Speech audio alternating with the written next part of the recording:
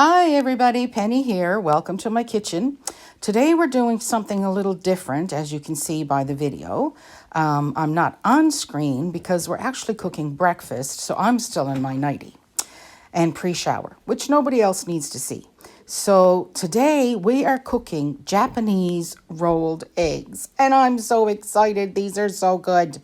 Okay, so in the measuring cup, you have 2 eggs, and then I just added basically a half a teaspoon of a powder, Japanese powder, fish powder, called dashi, dashi.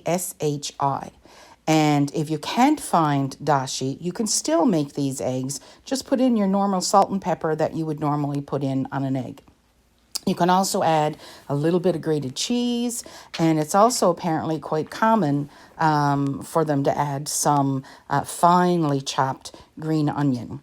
I haven't done that yet, but I imagine it's very, very good. Okay, so I learned how to do this from Ayani, who was the Japanese student that stayed with us for 10 months last year. And basically, she told me for every egg, you want a heaping 1/4 teaspoon of the dashi. So the dashi is also quite salty, so we didn't add any salt. And next to me is Kanako, and she is the Japanese student who is with us now. And her mom makes these for her lunch, but she wanted to learn how to make them for herself, which is great. So her frying pan is over on the left, and she's already got one started there, as you can see. And then I just started a fresh one here on the right. So my frying pan looks almost the same size, but it's actually about half the size of Kanako's pan. So her rolled egg is going to be long and more thin, whereas mine is going to be short and stubby, just like me. And they're so good. I really hope you give these a try. And they're actually quite easy. So there's one that I did earlier, and it's 2 eggs. You can do this with 1 egg if you like, but I just learned how to do them with 2 eggs with Ayani.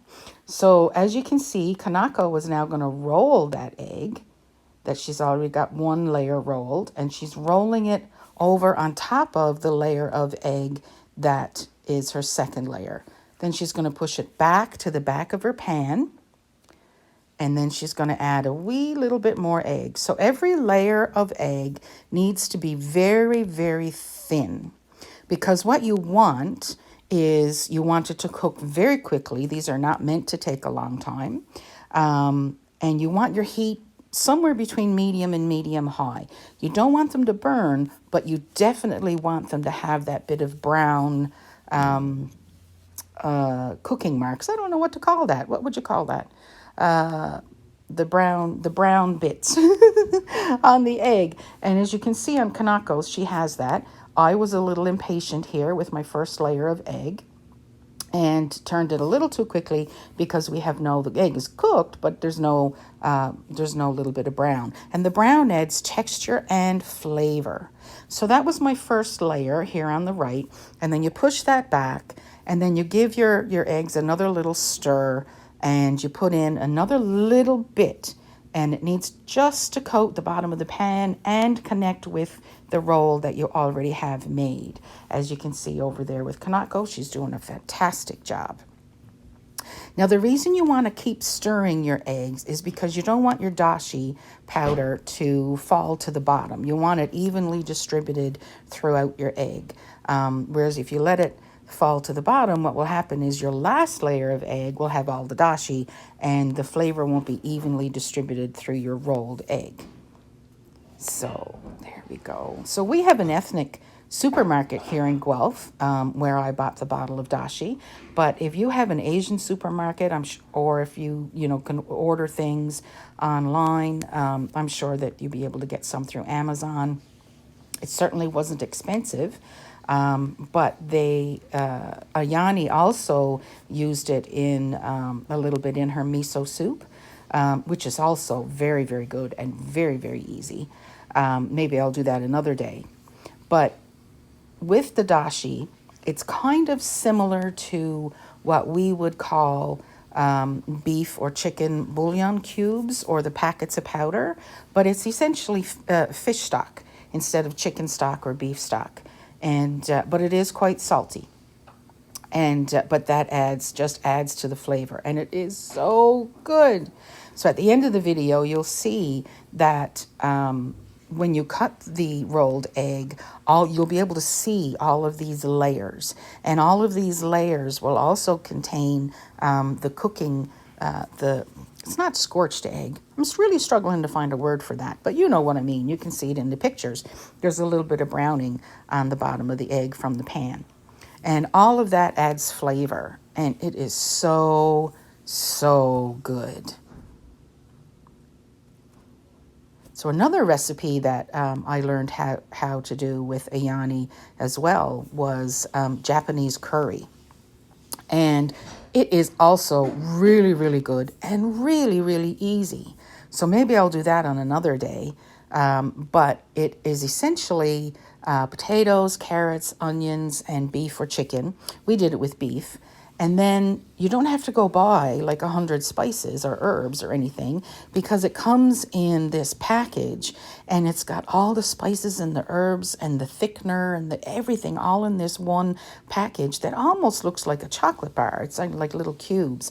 And you add that once your vegetables and your meat and everything are cooked, and ta-da! You have Japanese curry. It is fantastic. So as you can see, there's going to be multiple layers. And I believe that's the last one for Kanako. And when you pour it in, you have to get it to cover all the bottom of the pan. And of course, make sure that it actually touches and connects with what you've already got rolled. And then once you roll your last one, you're ready to go. Now, this apparently is extremely common to have for lunch. So you can eat it warm out of the pan, you can eat it at room temperature, or you can eat it cold.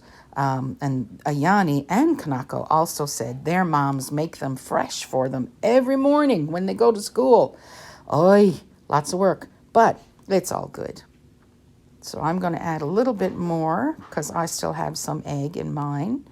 And I'm not taking as much egg, so because it's a smaller frying pan, so mine are going to be a little thicker, but a little shorter. And Ayani's is almost finished. There she goes. She'll turn that now in just a second. She's just waiting to make sure that that layer of egg is pretty much cooked through.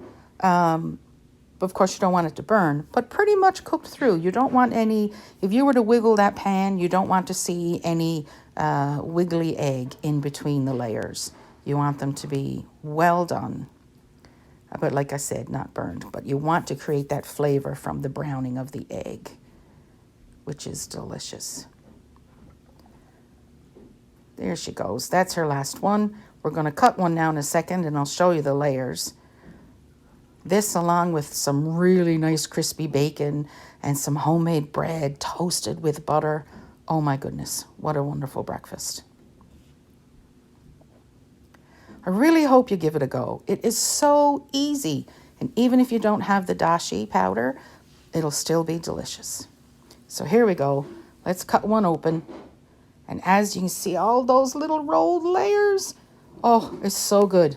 I really hope you give it a go. Enjoy. Bye.